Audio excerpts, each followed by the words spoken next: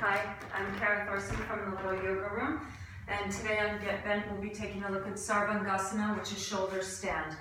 You'll need a mat, 3 blankets, and a belt. There are many different ways to set up for the pose. Again, today we're exploring one. So the first thing that you'll need is your belt, and you'll measure the distance of the shoulders, come to the outer shoulder rim. The second thing you'll want to be observing is the neck, the cervical spine. So you've got the cervical spine that's between the shoulders or at the upper back, and you've got the cervical spine that is mobile.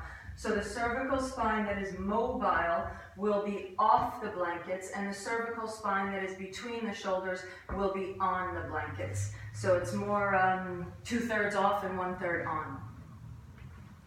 So you'll come to sit in the front of your support. You'll take your belt. You'll place it around the elbows, and again you can check that the elbows are in line with the shoulders and outside the 2 sides of the waist. And then you're coming back to lie on the blankets. So again, you're bringing your shoulders to the outer rim of the blankets the best possible, and you're watching that the mobile part of the neck is off the blankets. Once you're lying back, the eyes remain focused on the ceiling, and you're never turning the head from left to right. You'll bring the fingers towards the floor, press the fingers in towards the floor, and bring the feet over the head.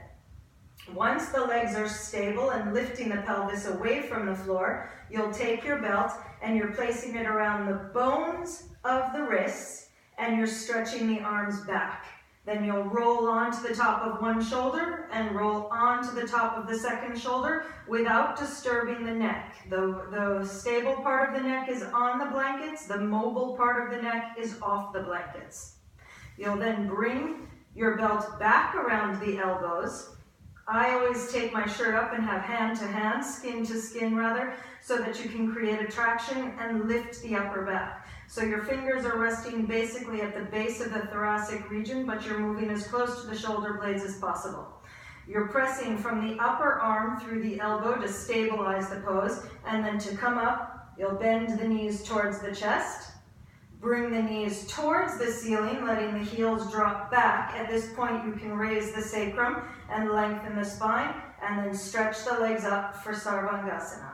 Your goal in sarvangasana, the pose translates to everything up. So your goal in sarvangasana is to be lifting everything and keeping the balance of the bones, the balance of the joints, and letting the muscle tissue wrap the bones and support the joints, as well as the bones. To come out of the pose, you again bring the heels down towards the buttocks, bring the knees towards the chest, bring the feet over the head. You can stay in halasana for a moment with the arms back.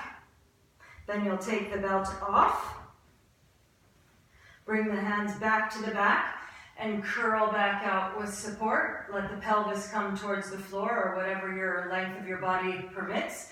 Then you slide back so that the belts the blankets rather are underneath the shoulder blades or just below the shoulder blades, so that you're letting the upper back, the chest cavity, the shoulders, and the neck release. Then you'll turn to the right side and come back up. So sarvangasana has a plethora of benefits, but it also, if we're coming into the pose and haven't installed properly, we can also have many problems in the pose. One thing to remember is that you don't want to mount if you've got your period, or if you've got eye problems, neck problems, or have had a brain injury. Then check with a teacher. So I hope this helps, and happy practice.